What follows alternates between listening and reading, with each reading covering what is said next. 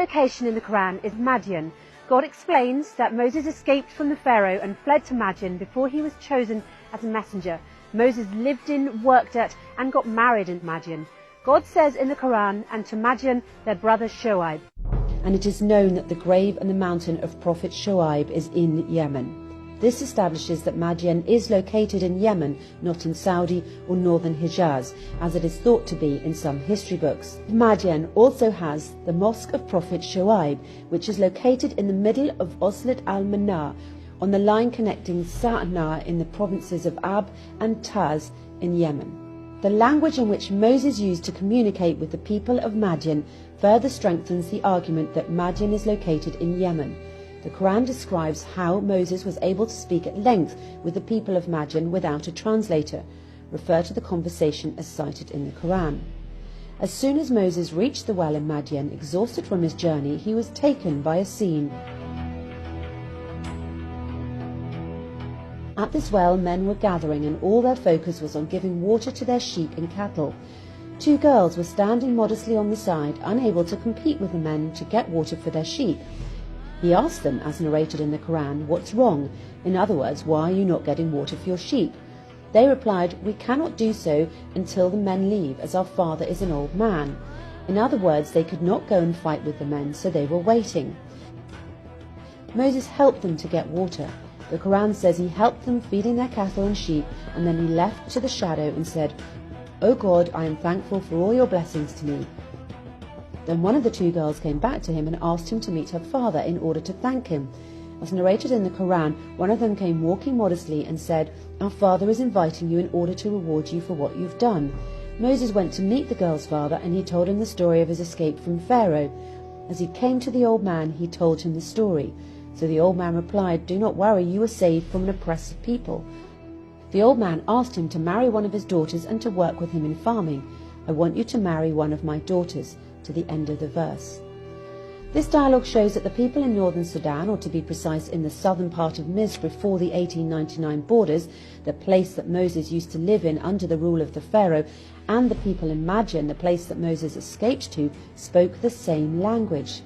The language they spoke is the southern Arabian language that is known to linguists as the Himyarian language.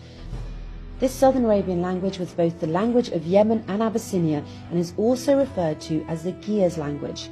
If anything, this explains why Moses fled from northern Sudan to Madian or Yemen, a place which shared a common language. It's important to understand here that the Arabian language can be classified into the southern Arabian language and the northern Arabian language.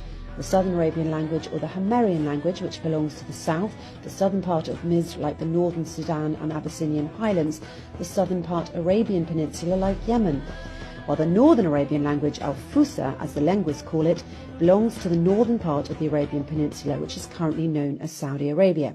Both languages share similar origins, and people speaking either language could perfectly understand one another. Now we agree that Moses was born and raised at the southern part of Misr and spoke the language of its people, the same language the Pharaoh and Israelites spoke. The Quran says, "And we never sent a messenger except by the tongue of his people, so he can illustrate to them the right, so God can guide whom he wants. He is the most wise." If we dig deeper into the origins of the Israelites in Misr, we ought to read the story of Joseph, the son of the prophet Jacob and the father of the Israelites. We all know that Joseph was thrown in the well by his brothers and was brought into Misr as a slave. It is clearly stated in the Quran that the man who bought him from Misr paid in the dirham, the currency used by the people in this part of Misr.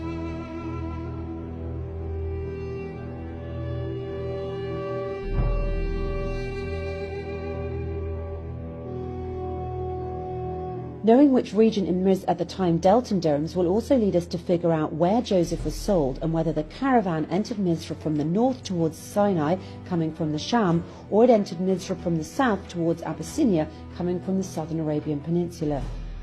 The region that used the dirham at that time was the southern area of the Arabian Peninsula referred to now as Yemen. This implies that Joseph entered Misr from the southern Arabian Peninsula coming from Yemen, which shows that Israelites are originally Arab Bedouins from the southern Arabian Peninsula. It is worth noting here that the dirham was also used in Abyssinia all the way up to northern Sudan. A shared common currency strengthened the trade between these places. Strong commercial ties were also attributed to the use of the same language, which was referred to earlier as the Southern Arabian language or the Himyarian language. Simply put, one language, one currency.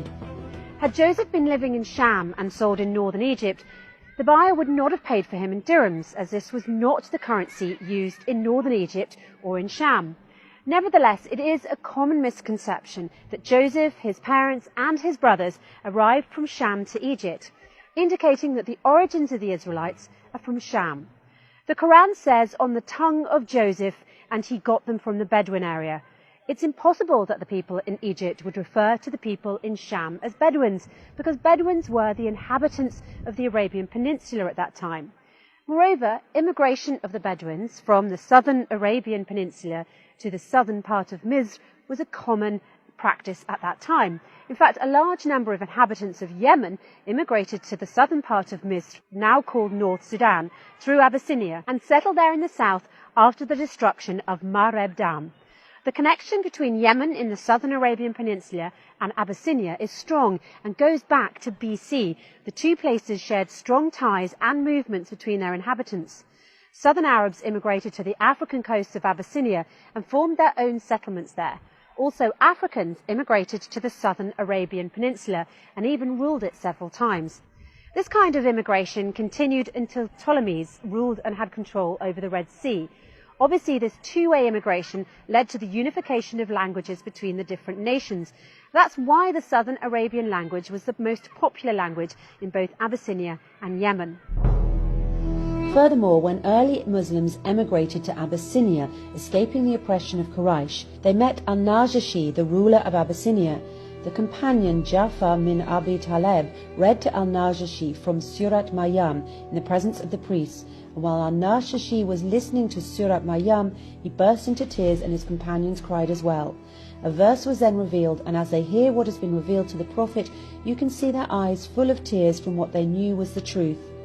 The key question here is, how did al-Najashi and the priests understand the language of the Quran when they were speaking Abyssinian while Ja'far was speaking the Northern Arabian language? This proves to you that the language of Abyssinia at that time was the same language being used in the Southern Arabian Peninsula, Yemen, and that the Northern and Southern Arabian languages share the same origins, and that, as mentioned earlier, the people who speak both languages can understand one another. In summary, southern Misr, now northern Sudan, as known in ancient times, shared the same language with the people of Abyssinia and those of the southern Arabian Peninsula, Yemen. This language is the Southern Arabian language. Also, the dirham is the currency of the Southern Arabian Peninsula, all the way to Abyssinia through the east and north of Sudan. We can now understand that the immigration of Bedouins from the Southern Arabian Peninsula to southern Misr was a common practice at that time, and not limited to the Israelites when Joseph welcomed his brothers and parents into Misr. All this proves that Moses spoke the same language of the Pharaoh, and that the escape of Moses from the Pharaoh in northern Sudan to the south in Madian, Yemen, makes perfect sense. To take this one step further, based on the previous premise, mainly that Abyssinia, Yemen and northern Sudan shared the same language, as well as scientific proof that the first Homo sapien was discovered inside this triangle, specifically in Abyssinia, where the first civilization in the world was located, it shows that the first language humans used was this Southern Arabian language. In a nutshell, the Southern Arabian language is the oldest and first language for humans to know, and it is the origin of all other languages. The Southern Arabian language, or the Himyarian language, continued to spread from Yemen and Abyssinia through immigration to eastern and northern Sudan. And the Ge'ez language, or the Old Southern Arabian language, evolved after this into three sub-languages: the Amharic language, Ethiopian, and the Tigrinya, Eritrea, and Tikrit, eastern and northern Sudan. All these languages have significant commonalities and are written using the same alphabet.